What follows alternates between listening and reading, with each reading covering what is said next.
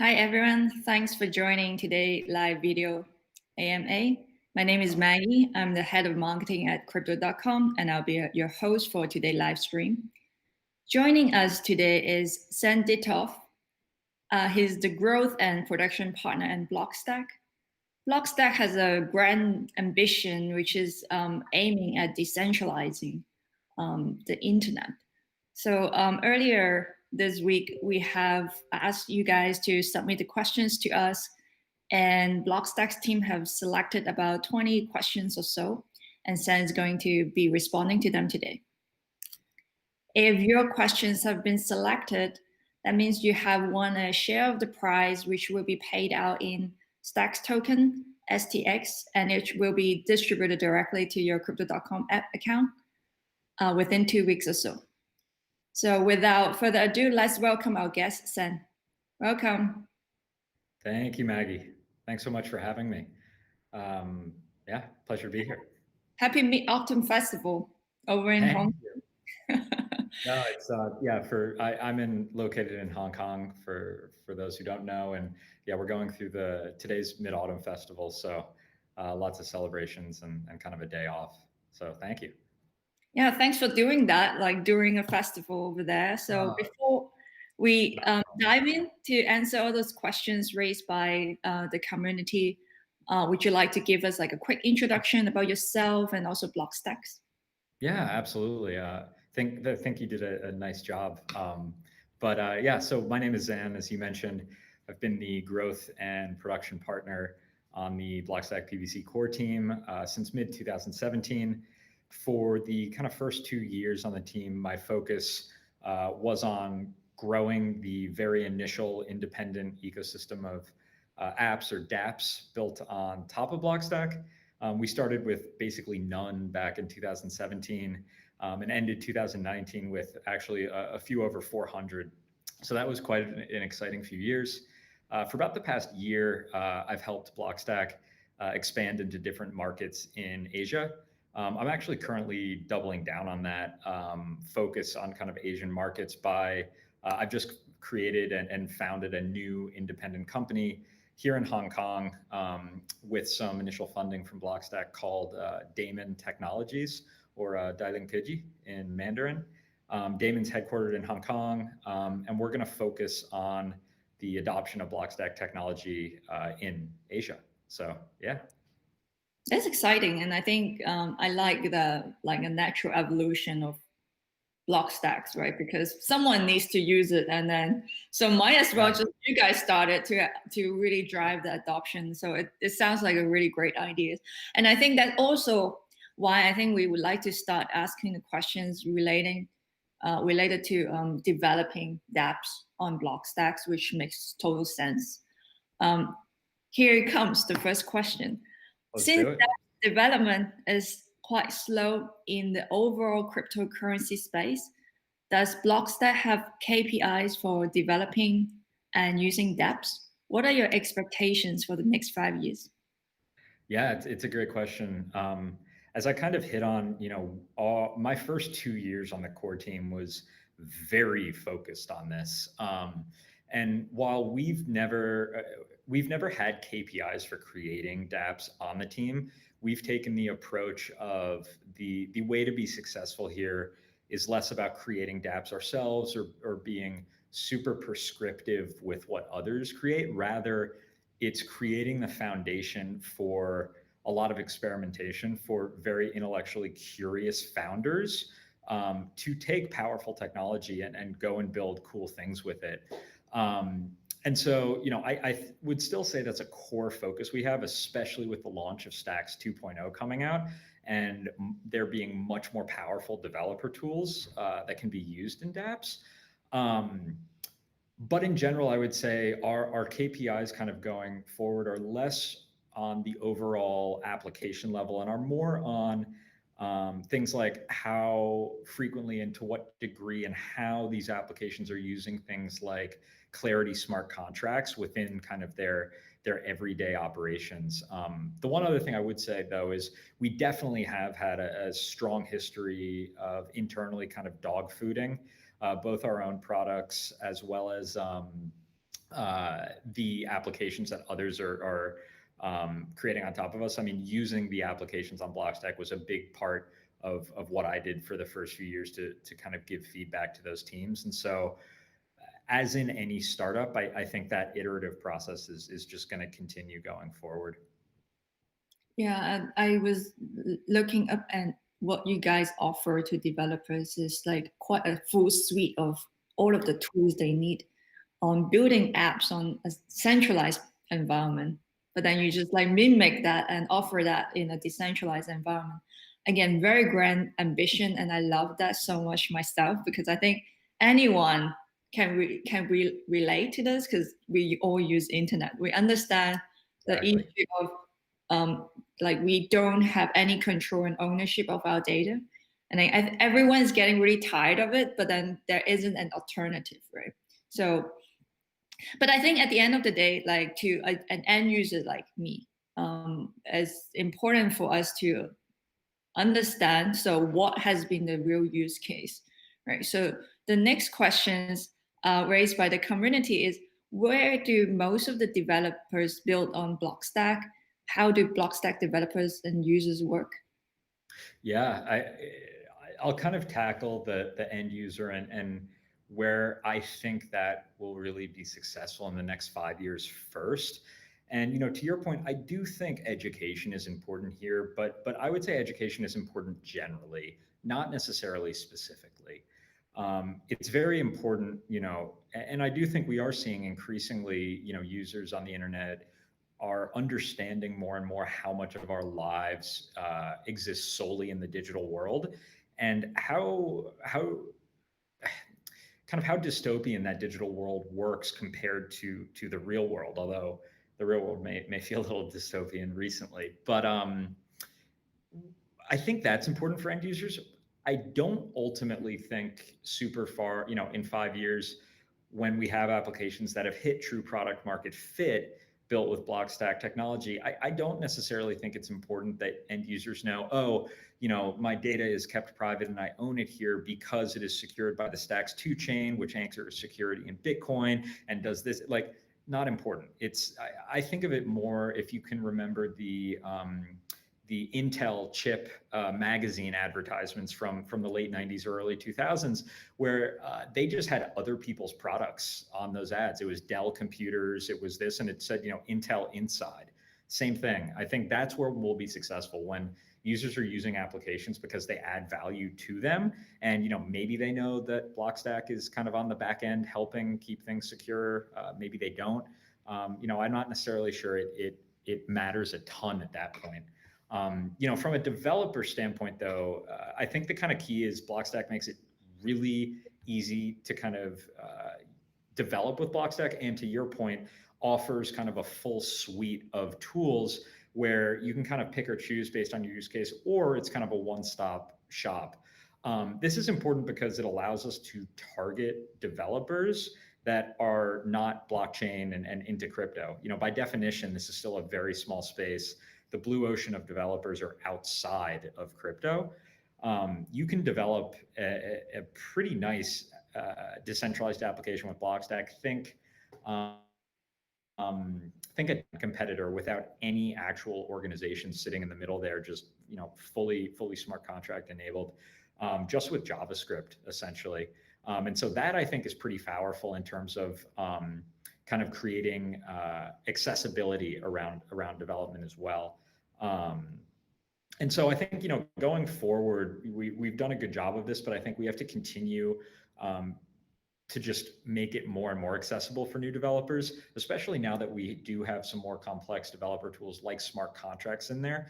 We need to keep producing really compelling and straight, easy to understand technical documentation, tutorials, especially in local languages. And another big thing too is that I'm looking at, especially with what we're doing in Asia, is a lot more infrastructure support for folks deploying applications in different geographies. So a lot more kind of public nodes, data hubs, everything like that. Yeah, sounds good. I think at the end is like the basic logic on supply and demand, right? And then on one hand, we need to create a demand that all end users craving for a more decentralized network, and then the supply of more developers want to jump on and use all these amazing tools will be there. Let's zoom out a little bit and talk about, like, I mean, in our space, 3 months is too long, but let's zoom out a little bit and talk about, do you think daps can really compete with the existing centralized applications? Yeah. What needs to take place for that tipping point to take place? We'll know it's happened when the question no longer makes sense. When people go, wait, what are dApps? They're just apps. I personally hate the word dApps. I always have.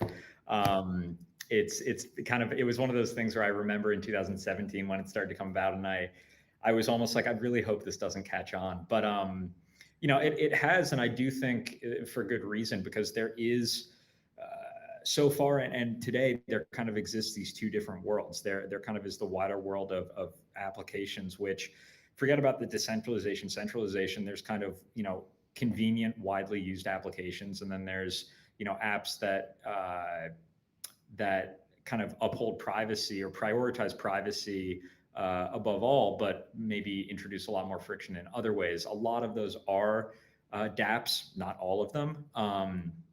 I think the way that evolves is we get to a point again where for the end user, it's not about, I'm using this decentralized application. It's backed by these are just applications on our phone that we're using. It's, most people think about using, regardless of what you believe of the truth behind this, I use WhatsApp because it's convenient. Most of the people I know use it. And yes, I do, know somewhere in the back of my head that the messages are end-to-end encrypted, that, there are these security features that, I do consider. But ultimately, I think decentralized applications will compete with centralized applications because they'll just be all applications competing with each other. And I think that will happen because it will not only be compelling to the end user, but it is increasingly compelling from the developer standpoint. We forget data is not just a potential security threat for users. It's a huge burden for developers increasingly, especially with the regulations happening around the world. If I'm a developer in Europe, I want to deal with as little user data as I possibly can. Blockstack actually gives you today a pretty easy solution where you can create an app like that where you handle no user, you don't even handle user login data. So I do think we're seeing trends pushing this from both sides, and ultimately, as with other paradigms of application development, we're going to see this just kind of evolve as with anything, and it'll just be about application development, not dApps versus apps. I like your view on this, but I personally probably I'm imagining a little bit further down the road, because I think the reason why like Google, Facebook got so big is because of the business model, because of the revenue stream from advertising, right? And it's because they own our data. So while I would push back. Yeah, I would push back. So yes, it's because they own it's more the second thing. It's because they own our data. They were able to get so big because when they started innovating on the internet, they were able to innovate on the open social and data graph that was the internet at the time. Google was able to crawl the internet and take all of this in. Same with Facebook, same with Twitter. They've now taken what used to be kind of an open commons that anyone could innovate on top of, and they've closed it off, made it proprietary, and kind of made it closed source. And so, yeah, I do think I do think we're still very much in that. I don't necessarily think in the next 3 to 5 years Google's going to be taken down, but I do increasingly think if you look at the type of things even some of these big companies are considering, the market does force their hand, over time. And I do think this is probably a 10 to 20 year type evolution if we're really talking macro, but I do see it happening. So yeah, we'll see. Yeah, I think that is the part that excites me the most, and I think it's like a new choice and a new option for us to consume the internet. I think Agree. I The last, love Blockstack and on the yeah, graduation. agree. The last thing I'll mention for just anyone who's listening who's interested to dive into a little more of just the macro, how does this evolve and how do people think this might change? I really like a post by Fred Wilson from Union Square Ventures on his ABC blog. It's called "Open Finance First, Open Data Second." Look it up; should be easy to find. But there's a nice chart and a really nice run through that so far has held true, and I like a lot in terms of just a mental model of thinking about how this might evolve. Thanks for the recommendation. I certainly will look it up, and so as the community as well. I'm sorry, I got distracted. That was like No, not a problem. like personal spin on this one particular question. So let's pull back to reality a little bit. The next question is, mainnet expectation is in place. Can you tell us why you're using proof of transfer consensus, which will fit from Bitcoin proof of work? What is the reason behind this dual consensus, and how does it deal with issues of security, scalability, and interoperability? Yeah. So it's not actually true dual consensus. If folks are familiar with something like Polkadot, which is actually a dual consensus chain, this isn't. It's a single consensus mechanism, proof of transfer, but it is novel in terms of how it works, and so. Basically, it's a consensus mechanism design that uses Bitcoin's proof of work to launch a new network, a new chain that on day zero can have similar security properties to Bitcoin. Kind of the breakthrough with proof of transfer is there's been a problem with proof of work, which is if you want to start, proof of work is arguably the most secure consensus mechanism to use to start a new chain. That being said, it is extremely costly to start a new proof of work chain, and it's really insecure initially in the early days. Proof of transfer solves both of those bootstrapping problems for chains. The idea is basically, with Bitcoin, miners spend something of known value, electricity, in order to compete to mint Bitcoin. The aha moment we had is you don't actually have to go through that conversion process a second time from electricity to digital asset. We can actually take Bitcoin itself and use that as the scarce resource that's being committed in order to compete to mint our asset. And that's exactly what proof of transfer does. What's also nice about it is we can take the Bitcoin that's being committed by miners to compete, and we can actually use that to create network incentives around token holders as well. And so, really, I like this because I think we wanted something that can kind of have some of the best features of proof of work, specifically around the security and kind of the finality. And then we also wanted some of the incentive properties that you can get across the network with proof of stake, which are very powerful. And we feel like we've kind of found a best of both worlds with proof of transfer.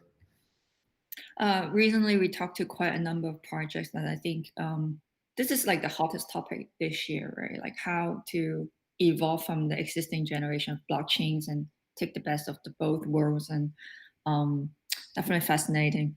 Yeah. There are a few more questions related to mining, so I'll just we'll talk about that a little bit more by then. Let's talk a little bit of your token. I know that Blockstacks gone through a series of private sales and public sales last year. Was such a big deal because it's like one of the first SEC approved public sales. The next question on this is Stacks tokens had over, I don't know if this is the most accurate data, but raised by the company. 132 million market cap has gone through to the rank of 84th on CoinMarketCap. Are you guys satisfied with this result?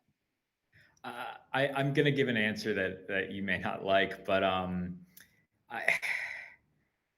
I kind of watch the secondary markets like I watch trashy daytime soap operas for kind of pure entertainment. And I don't really try and take any actual educational learnings from them because, again, you know, in some ways 3 months can seem like a long time frame in this space, and it really can if you're focused on the secondary markets. But I think you can forget that the operational kind of horizon that we're focused on with what everything we're doing and is 5 to 10 years. And not just that, but even with the things I'm testing, whether it's kind of product features, different strategies, those are still probably on the 3, 6 to 9 month scope. And so no matter what, certainly from my standpoint with my day to day, the secondary markets are at best a pretty lagging indicator of things that I kind of already know. And so, I would say I'm satisfied with that for now. It's not really a metric I think I feel satisfaction or dissatisfaction with. It's more, I think if we do our jobs properly, and if we hit the metrics that kind of I use to define success for us in both the short, medium, and long term, then I have full faith and confidence that the market cap and secondary market price and all of that will not be an issue whatsoever. Yeah, I mean, I think you're definitely not alone on that. Even me leading the marketing, I cannot look at what we're building down the road 5 to 10 years, but as a constant reminder that we have to tell ourselves, because we're not just building for today, we're actually building for the future. So Yeah. I think striking a balance between maintaining the hype and the voice in the community versus always be true to the core of the mission and vision underneath, I think is extremely important. So totally agree with you on that. Let's move on to talk a little bit about the overall Blockstack ecosystem. The next question, very much to what your title entails. How does the team plan on finding partnership using the chain? Yeah. So it's been a very timely question. We actually just, I think today, I get a little messed up with time zones, so maybe this is yesterday, East Coast time. But Blockstack actually just announced we've joined forces with Chainlink. So we're going to integrate Chainlink as kind of the preferred Oracle solution for Blockstack, and Algorand supported Clarity smart contract language. So that's another big partnership we've announced in the past few months. We created this new smart contracting language, Clarity. It has some features that make it, in my opinion, a lot more appropriate for use cases that lock up and or move large amounts of financial capital. You can read between the lines there and just say DeFi, for instance.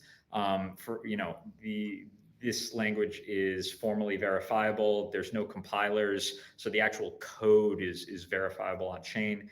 Developers know what is going to be executed and how much it's going to cost before they actually run the smart contract. These are all things that are massively important for the direction we see kind of the space going in. And we partnered with Algorand a few months ago. They kind of took a look at the language and said, yes, we kind of believe this is the type of language that things should kind of go more for in the future.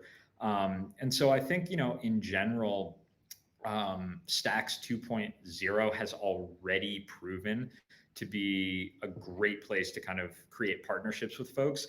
I'm also in the middle of creating a number of partnerships with people out in Asia around supporting both Stacks mining and stacking, the ability to lock Stacks tokens up and earn Bitcoin from it. And so, we basically have this whole feature set that, it's nice because back in 2017, all of these partners that could provide all of these, third-party tools and then kind of accelerate the evolution of the network didn't really exist. Today they do. And so it's actually been really exciting to get close to mainnet launch, not just because of what we're releasing, but because of how it allows us to kind of join forces with other teams. Great. Next question. The biggest dilemma for cryptocurrencies right now is how volatile it is, and also issues on liquidity, right? Something we talk about every single day. What do you guys do to address this? Yeah, volatility is a big one, and it's funny. I used to think over time the space would get less volatile. Maybe that's still true, but if anything, it seems like the volatility of crypto has more just bled into every other type of market over over the past year.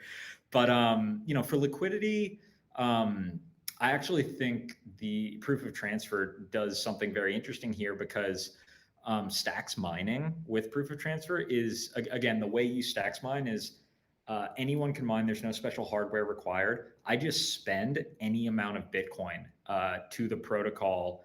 And so really what that's doing, that's creating a liquid primary market for Stacks tokens with one trading pair Stacks Bitcoin underneath a kind of pre-existing pretty liquid secondary market.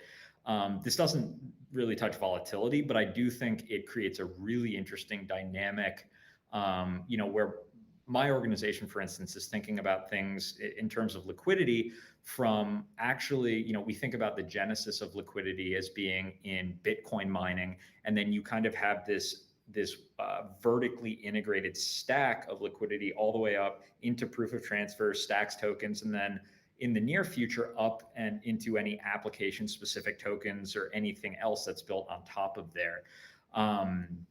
In terms of volatility, I think there's kind of two answers here. One, I agree it's a huge problem in the space, at least in terms of payment. I think a lot of volatility is fine for a lot of different kinds of assets, but for an actual medium of exchange, medium of payment, things like that, you really do need a much more stable asset. One answer there is, I do very much think we will see stablecoin type assets on top of Blockstack in the near future. I think the space has proven out the kind of viability of those and kind of will continue to. In addition, the other thing that I think is interesting, both in terms of potentially dampening the volatility of Stacks tokens, but also creating an interesting foundation for different types of stablecoin type assets to be created, is the fact that stacking, when Stacks token holders lock up their Stacks tokens, there's going to be a critical mass, if not a majority of Stacks token holders that are doing this. This is going to create kind of a large pool of locked capital that's going to remain fairly constant, I would expect. And so that is an interesting kind of foundation to use, both in terms of, creating assets on top of that locked capital, as well as potentially dampening volatility. But we will have to see. There are also a couple of questions on stacking, which I will leave it for them to ask you a little bit more. So you just mentioned about Stacks 2.0. What are you most excited about the launch of Stack 2.0? What does the launch of that mean for the overall Blockstack ecosystem? Yeah, I think I'm most excited just for the launch, like for it to get out there.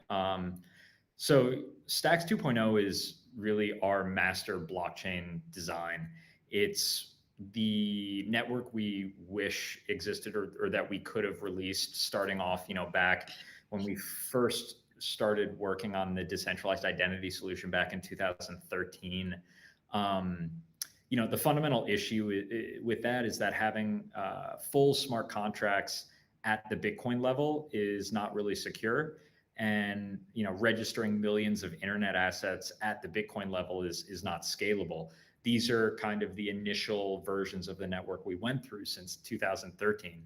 Stacks 2.0 really solves all of this and interconnects with Bitcoin to both reuse or extend the security or hash power of Bitcoin, while adding kind of the missing pieces to the puzzle, the ability to have predictable smart contracts, scalability for Web3 apps and assets, and do both of these things without modifying Bitcoin's core protocol or core code, which is paramount in my opinion. So is it gonna be the focus for the whole team for the remaining? Oh, it has. It has been. So right now, we're the team, the engineering team at PBC has been working their butts off since the beginning of the year on this. We're in the third phase of the testnet right now. And they're looking to release the mainnet in kind of the next few months. I think ideally before the end of the year. But obviously we have to see kind of how the last phases of testnet go, what bugs come up. But yeah, I would say it is all hands on deck, focused pretty exclusively on Stacks 2.0 at this point. Excited for you guys. Thank you. So let's move on to stacking because you already were talking about Cool. that. Yeah. Next question is, you mentioned recently in order to lock up your Stacks token and receive rewards for stacking, there is a certain participant threshold that must be reached. Can you explain to us a little bit more about that threshold? Yeah, so this gets a little bit into the weeds. The high level that I want kind of everyone to take away from this is when the mainnet is actually released, when you can actually participate in stacking. You should be able to participate whether you meet this threshold or not. The reason is basically this threshold to stack individually. If I want to stack my Stacks tokens, earn Bitcoin just myself with only the tokens I have to have a fairly large amount of tokens, something like 0.02% of the circulating supply or 100,000 tokens. The reason for this is a cycle for stacking takes about 7 days, and we need to limit the maximum amount of time that can take. If there was no threshold for the amount of tokens you had to hold, then it's possible that every cycle, the protocol could have to pay out millions of addresses. This produces scalability problems on the Bitcoin blockchain since there are Bitcoin transactions going through. And also it produces timing issues on our network. The stacking cycle would take a very long time. Because of that, having this threshold limits the maximum number of addresses that the protocol pays out to around 5,000, I believe. That being said, the protocol supports pooling and delegation for the purpose of stacking natively. What this means is the company I'm creating in Hong Kong, for instance, is focused a lot right now on creating software so that even if, let's say I only hold 100 Stacks tokens, right in my Stacks token wallet, I can pool those holdings together with other token holders and stack just like anyone else. Similarly, I can also delegate the requirements of stacking to someone else to do on my behalf. And what's really nice about how we've designed this is I can do both of those things without ever moving custody of my tokens. They can still sit in cold storage, and I can give someone permission to pool or delegate all without touching them. So the little bit complicated, but the long story short is kind of anyone should be able to participate. And if anyone is interested in getting a very high level idea of what the economics might look like here, a community member actually created a stacking calculator. You go to stxstacking.com. Again, a lot of the inputs are just guesses right now because the network isn't live, but it can give you a good sense at least at what the kind of economics of stacking look like. Did you just say stxstacking.com? That's correct. stxstacking.com. So for anyone who is interested to learn more and check it out. I think, so like what you were saying is by the time stacking is available, any participant still need to reach that threshold, but you're already working on another third-party solution to be pull like the STX tokens in order to reach that threshold for people to participate under that threshold, right? Which makes so much sense. Exactly. I'll make this a little more concrete. So Blockstack PBC has no part in this. They're really just doing the protocol. What I'm doing independently with the new company in Hong Kong, one of the things we're helping create right now is a mobile first wallet aimed at the market out here that will let you hold your Stacks tokens, on your phone, just like a normal mobile wallet. But right within the wallet, it will let you pool your holdings together with others, stack them, and actually earn Bitcoin right in that mobile wallet. So again, something that I'm kind of working on independently, completely separate from PBC. But the plan is what we're targeting is, yes, when Stacks 2.0 is released, that that Blockstack PBC is able to release the new network, and then we are able to release some products and services that make it a lot easier, hopefully on day one, for your everyday user to participate. Great. So let's talk about the benefits of stacking. Yeah. Can you tell us a little bit more about that? Yeah. So, I mean, obvious benefit, you earn Bitcoin. I think, to go back for a second, with proof of transfer and anchoring in Bitcoin generally, we've pretty much the whole Blockstack PBC core team are huge fans of Bitcoin. It's I think what got most of us into this space. And personally, at least, I really do see Bitcoin as the kind of secure base layer. And I think it's kind of earned that right it's earned that place, at least to this point, to be called that. And so the fact that we're able to create a network-wide incentive structure where I can lock my Stacks tokens up and receive this kind of even more fundamental store of value, I love that. The fact that it's also censorship resistant is another pretty neat thing. The Bitcoin really, it's censorship resistant because there's no exchange, there's no, you're not KYCing to do this or anything. It's really, it's permissionless participation in network consensus. The Bitcoin comes from Stacks miners. It's forwarded by the protocol. I think in general, for an end user, the Stacks token is pretty neat right now, just because of the ability that you can kind of earn that.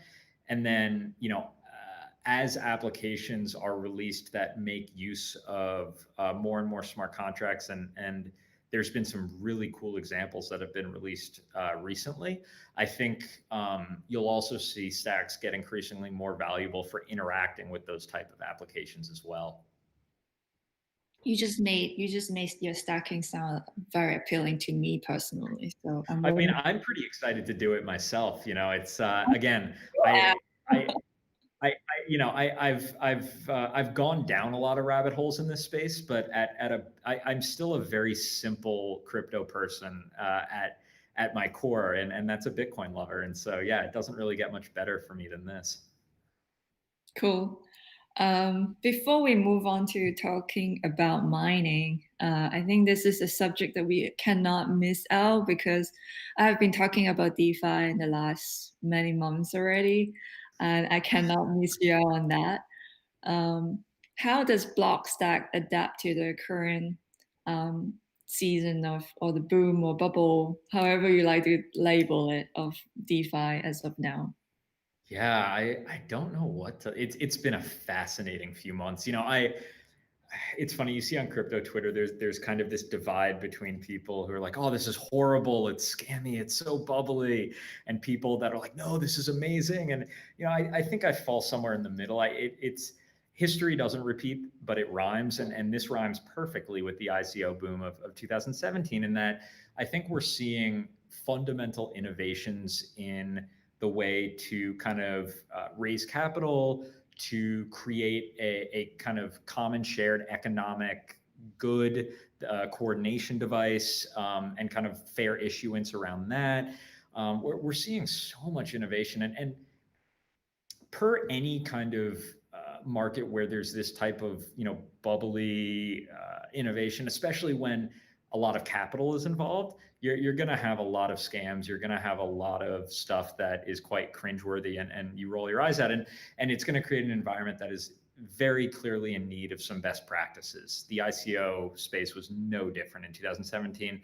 forget about the ICO space. It's not unique to crypto. I know people like to say crypto is super scammy and super. I encourage anyone that thinks that to go back and read the history of how the stock market and the equities market began in the US around 1910 and 1911. You'll feel like you're reading about the crypto market in 2017. So, I think we generally love everything that's going on in the DeFi space. I don't increasingly think DeFi is going to disrupt the existing financial system. I think we're creating we're kind of combining the two to create this whole kind of new system where, it's pretty fascinating. But as far as Blockstack specifically goes, I think proof of transfer, medium term, especially as we start to get to a point where we start maturing some of the initial innovation that we've seen over the past, 3 to 6 months. I actually think things like proof of transfer and Clarity can enable DeFi built on top of Bitcoin, which that in of itself is a very powerful idea to me. Ultimately, this is a class of assets that are created and secured using other underlying assets. And to me, the most sensible foundation or base layer for that is Bitcoin. With some of the other features of proof of transfer, stacking, for instance, itself means that there's going to be a critical mass of assets locked up on the Stacks network. That is kind of a good example of kind of a design space, in addition to the fact that people that are stacking are going to have kind of this steady stream of Bitcoin coming in that you can also develop products, assets, derivatives towards. I think right there is a huge potential opportunity space for stable coins, lending, and much more. I think when you combine that with Clarity smart contracts and the ability to create these products in a way that is a lot more safer, a lot more verifiable, and just a lot more prone to both developer error, user error, and random error. I think that's kind of where I see us fitting in as the DeFi space kind of matures. So the apps that you're developing, that you were talking about, allowing consumers to participate on the stacking, would be a good showcase of developing a DeFi product on top. Getting there, yeah. I think the stacking wallet will, yeah. Okay, cool. Mindful of time, so I want to make sure that we cover the topic of mining. For the next question, how can I, as a Blockstack participant, participate in mining and receive STX as rewards? So we'll quickly kind of go through the actual operation and what that looks like for mining. It's really simple. As I mentioned, kind of the idea we had is that with proof of transfer, you can it's same concept as proof of work. Miners commit a valuable resource for the chance to mint a new digital asset. In our case, that valuable resource is just Bitcoin itself. This means that mining is really simple. There's no special hardware required, no super fancy proprietary software or any high CPU capacity. You can do this on a laptop. I actually have a goal for the company out here in Hong Kong and what we're creating. I would love to get to a point in the next year, maybe, where you can actually stacks mine on mobile. I think that would be really cool. But it's really easy because to mine, let's say I'm a miner, all I'm doing is the protocol gives a Bitcoin address. I'm spending any amount of Bitcoin. It can be, there's no minimum. It could be 500 Satoshis to that address along with my proposed block. The protocol takes all of those Bitcoin payments as inputs and combines it with a verifiable random function. This is a random number generator that you can actually verify independently that it is truly random. And it does this to spit out the winning miner. Similar to kind of hash power in Bitcoin, the more Bitcoin you spend to try to mine stacks, the higher your chances of winning, of becoming the winning miner, but not necessarily any guarantee. And so that's how it kind of works functionally. The other main product we're working on, or I'm working on with the company here in Hong Kong, Daemon, is actually a simple mining infrastructure that can make it so that it's even easier to mine. I want to get to the point where people like my parents can potentially mine on our network. And so we are actually creating a web app where we are hoping to have an initial version up on testnet in the next few weeks. But you'll be able to log in with your Blockstack ID, connect your Stacks wallet, connect your Bitcoin wallet, connect a Stacks node or fire up a Stacks node, and then just hit a button and start, say you can actually import a strategy and say, this is how much Bitcoin I want to commit per block and when, and it's basically like a trading bot, but a mining bot. And it'll just go and kind of take that. So yeah, Stacks mining is simple, and we're working to make it even easier. Awesome. How did you decide to build a mining program like since the beginning?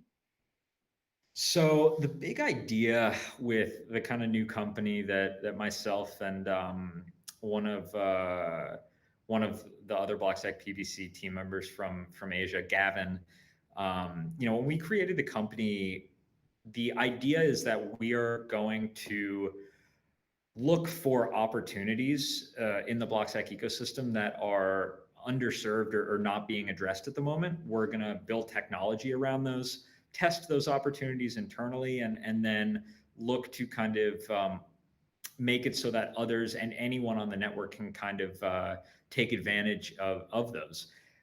The first obvious place we identified is all around consensus participation. Blockstack PBC is doing amazing work in terms of building the actual protocol, but this is still fairly technical. I'm not a developer, but I am able to, engage in it. It is command line based, so it is, it's not the simplest thing.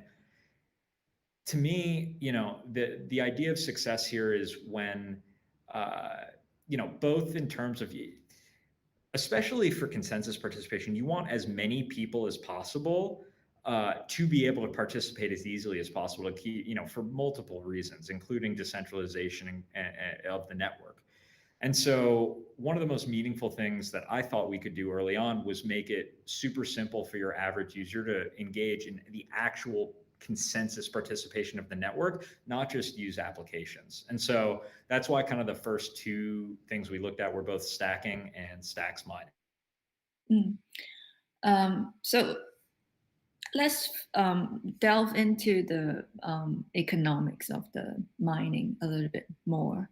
Sure. The miners generate stacks in exchange for their Bitcoin at a rate of 500 stacks per block. What does that amount of stacks depend on?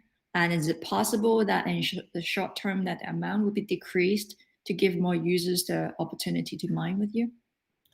So I actually don't think decreasing that amount will make it any easier to mine. So I actually think mining in the early days, I think will be pretty cheap. I don't necessarily. You can do a pretty easy back of the envelope calculation in your head for, I'm an individual miner. What is the absolute maximum that is rational for me to spend on a single block? You do the secondary market price of stacks times the amount of tokens you would get if you won. That kind of gives you a nice rough calculation. But again, that's kind of a maximum. I do think for a while it's going to be pretty easy and cheap to participate in mining for stacks. That's kind of the first thing. The second thing is actually, so the reward, the Coinbase reward, the 500 stacks, as you said. So that's actually, that I believe just changed. Originally it was 500 stacks per block. That was based on kind of some outdated supply numbers that we had, token economics we had laid out in 2017.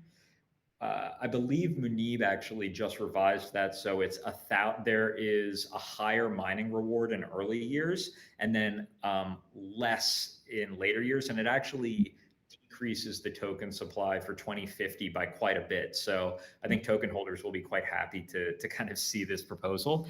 But so it'll give 1,000 stacks per block in the early days. Yeah, I'm not concerned with it being too expensive, both because I think, one, I just don't think it will be early on. And two, there are a couple other strategies around mining that smaller miners can pursue, especially if this market does kind of really grow and get competitive. One is mining support transactions. So I can commit my own kind of mining block and mining spend. What I can also do is I can also spend some Bitcoin in support of another miner. If that miner wins, I get some of those rewards as well. Lastly, the protocol also enables provably fair mining pools.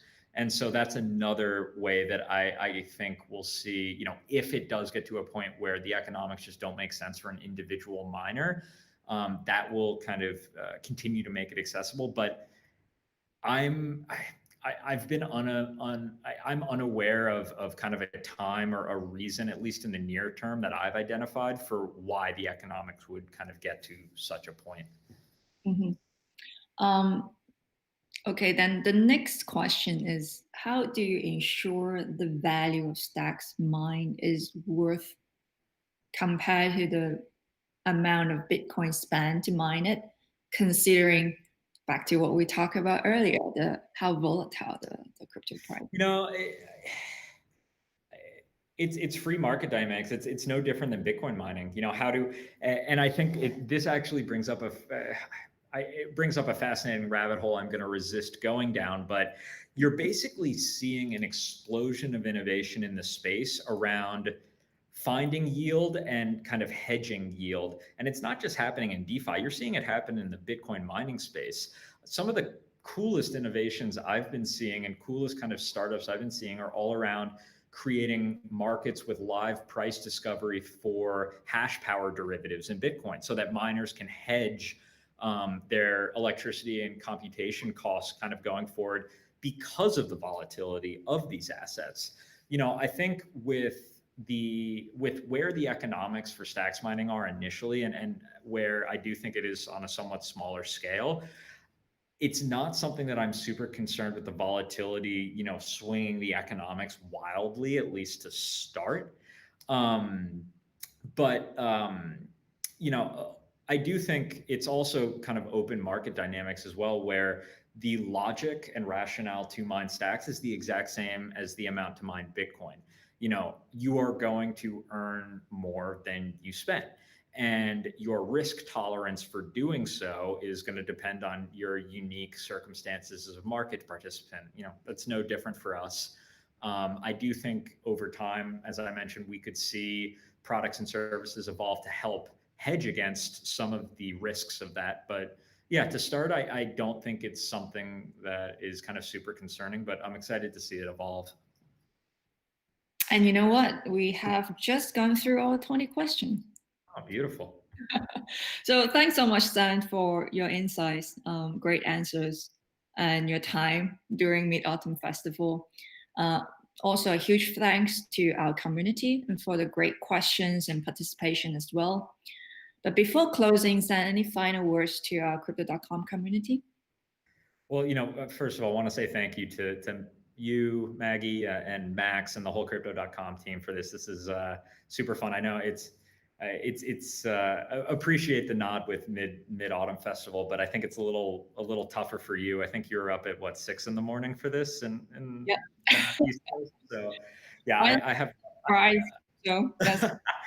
I have nothing to complain about. So no, just wanted to say thank you for kind of having us. In general, I would say we're really excited about kind of the last few months and kind of really the upcoming few months for Blockstack.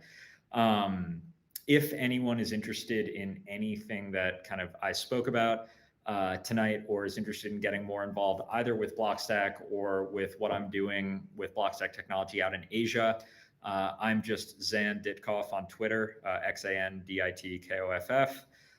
Feel free to hit me up there. I think my DMs are open. love talking about all this stuff. Happy to kind of answer any questions. And if any folks are specifically interested in either stacks mining or stacking, I am spending most of my days thinking a lot about both of those things right now. And so please reach out. But yeah, with that, just wanted to say thank you for the time, and would love to do this again sometime. Great, thanks so much. Just another reminder, if your question has just been addressed by Xan earlier, that means you have won a share of Blockstack's prize pool, and the prize will be deposited to your Crypto.com app account within 2 weeks or so. So while following Xan's and Blockstack's Twitter, make sure to also follow us on our Crypto.com Twitter, official Telegram channel, and YouTube channel, where this AMA event will be hosted after today. And yeah, follow us and stay informed about the upcoming events and update. Thanks again, Xan, for your participation, and until next time. Awesome. Thank you.